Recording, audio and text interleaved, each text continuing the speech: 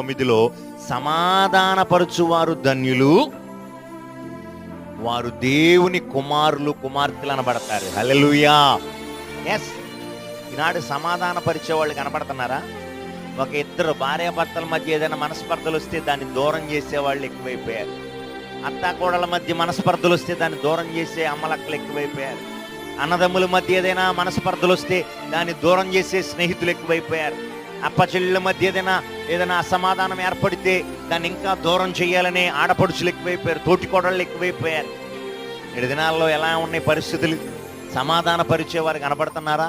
ప్రభు అంటున్నారు, ఏమండి, సమాధాన పరుచువారు ధన్యులు, వారు దేవుని కుమారులు కుమార్తెలు అవుతారంట. హల్లెలూయా. ఎస్, ఐక్యపరిచేవారు కనబడతలేదండి. దూరం చేయాలి, ఎలాగైనా వేరు చేయాలి, ఒంటరిని చేయాలి, ఒంటరివాడిని చేయాలి, ఎవరు లేకుండా ఒంటరివాడిగా ఏకాకి దాన్ని చేయాలి.